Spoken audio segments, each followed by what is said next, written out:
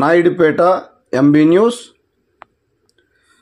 Contract అధ్యాపకుడికి ఘన సన్మానం. శ్రీ పసల గురవప్పశెట్టి junior కళాశాలలో కాంట్రాక్టు అధ్యాపకుడిగా పనిచేస్తున్న డిఎస్సిలో 2 పోస్టులు సాధించిన బక్కా సురేష్ ఘనంగా సన్మాన కార్యక్రమం నిర్వహించిన ప్రిన్సిపాల్ హనుమంతరావు మరియు తోటి అధ్యాపకులు. తిరుపతి జిల్లా నాయుడుపేట మున్సిపాలిటీ పరిధిలో ఉన్న శ్రీ పసల గురవప్పశెట్టి జూనియర్ కళాశాలలో కాంట్రాక్ట్ అధ్యాపకుడిగా పనిచేస్తున్న బక్కా సురేష్ ఇటీవల విడుదల చేసిన డిఎస్సి ఫలితాల్లో 2 పోస్టులు సాధించి అందులో స్కూల్ అసిస్టెంట్గా సిలమాన్ సేన్లో బాధ్యతలు చేపట్టినందుకు బుధవారం శ్రీ పసల గురవప్పశెట్టి జూనియర్ కళాశాలలో ప్రిన్సిపాల్ మరియు తోటి అధ్యాపకులు బక్కా సురేష్ను శాలువాలతో కప్పి సన్మానించడం జరిగింది. అనంతరం తోటి అధ్యాపకులకు విందు ఏర్పాటు చేసి విద్యార్థులకు స్వీట్లు పంచిపెట్టారు. అనంతరం విద్యార్థులు మరియు ప్రిన్సిపాల్ తోటి కాంట్రాక్ట్ అధ్యాపకులు రెగ్యులర్ లెక్చరర్స్ శుభాకాంక్షలు తెలియజేశారు. ఈ కార్యక్రమంలో ప్రిన్సిపాల్ హనుమంతరావు మరియు లెక్చరర్స్ కల్లూరు గురవయ్య, రవికుమార్, ఈశ్వరయ్య, రమణారావు, బసవయ్య, మేర్లపాక శ్రీనివాసులు, ప్రసాద్, పెంచలయ్య తదితరులు పాల్గొన్నారు. ఈ సందర్భంలో నాకు చేసినటువంటి గొప్ప సత్కారాన్ని బట్టి మీ అందరికీ ధన్యవాదాలు.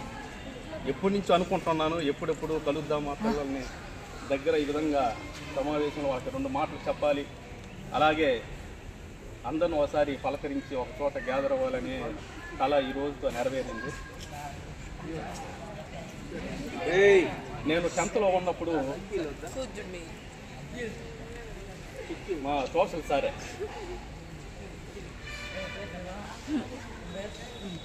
అరే ఏమవుతావురా నువ్వు అన్నాడు. నేను మీలాగే టీచర్ అవుతా సార్. తర్వాత సరిగా స్కూల్కి వెళ్ళేవాడిని కాదు, మబ్బు పట్టిందంటే ఆ రోజు మధ్యలోనే నుంచి వచ్చేసేవాడిని. 4 కిలోమీటర్లు నడిచే వెళ్ళేవాళ్ళం.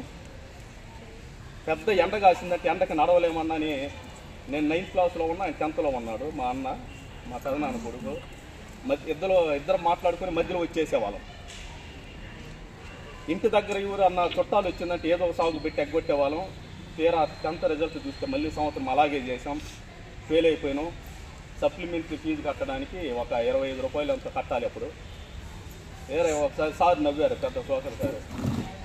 అరే నువ్వేనా నిజంగా సోషల్ సార్ అయ్యేది?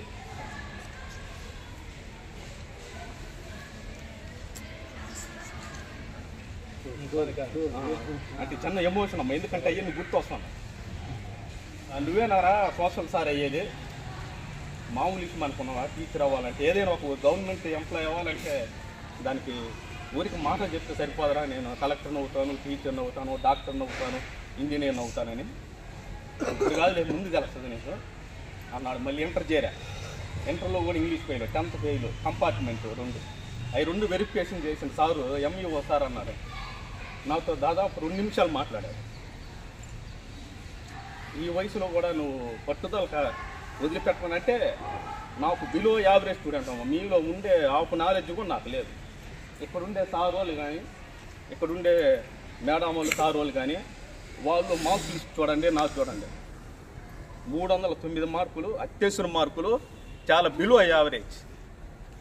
అంటే ఉండవలసిన కనీస సామర్థ్యాలు కూడా లేనటువంటి వాడిని. అటువంటిది పట్టుదలగా, అంటే మనం ఒక గోల్ పెట్టుకుంటే దాన్ని కళ్ళల్లో మెదులుతూనే ఉండాలి.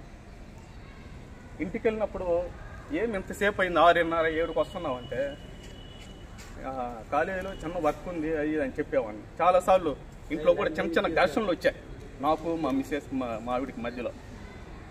గేట్కి తాళాలు కూడా వేసి రావాలి. ఇప్పుడు దాకా నువ్వేమో వాచ్మెన్ అది ఇదని.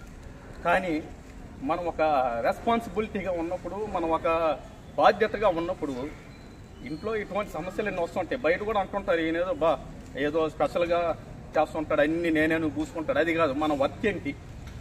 రోజుకి 6 పీరియడ్లో కాలేజీ కోసం సేవ చేయడం. పిల్లలకి మనం ఎంత అర్థమయ్యేటట్టు చెప్పాం. ఒక పిల్లోడు ఒక చెడుదారులు నేర్చేటప్పుడు తట్టుకోలేను, దానివల్ల వాళ్ళలో కూడా కొంత వ్యతిరేకత వచ్చింది, ముఖ్యంగా వొకేషనల్ పిల్లలలో. నేను చెప్తా ఉంటాను, ఎందుకంటే వాళ్ళకి అది ఉండబాకండి, ఇది చేయబాకండి, అది చేయబాకంటే వాళ్ళు కూడా అనుకునేది, ఈయనకి ఎందుకబ్బా, ఈయన సిఈసి సార్ కదా, మన దగ్గరకు వచ్చి మాకు చెప్తాడు నీతులని వాళ్ళు కొంత పెదవి కూడా విచ్చేవాళ్ళు. ఎందుకంటే మనం తట్టుకోలేం మనసు. అలాంటి స్థాయి నుంచి వచ్చాము, అలాగా తిరుగుతా ఏమి అట్టడుగు స్థాయి నుంచి ఒక పేదరికమైన కుటుంబం నుంచి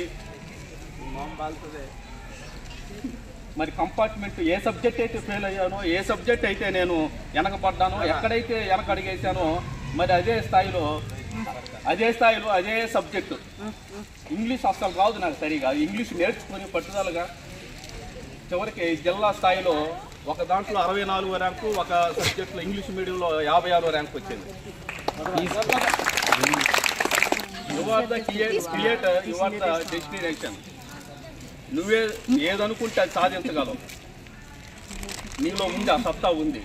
మరి బిలో యావరేజ్ అయినా తక్కువ మార్కులతో కంపార్ట్మెంట్తో పాస్ అయిన నాకు మరి జిల్లా స్థాయిలో 2 ఉద్యోగాలు సాధించడం సాధ్యమైనప్పుడు మరి మీకు సాధ్యం కాదు. అసలు మీలో ఎక్సలెంట్ అయినటువంటి స్టూడెంట్స్ ఉన్నారు, కానీ సార్ చెప్పాడు అది మరుగున పడిపోయి ఉంది, అది డార్మిటర్లో ఉంది.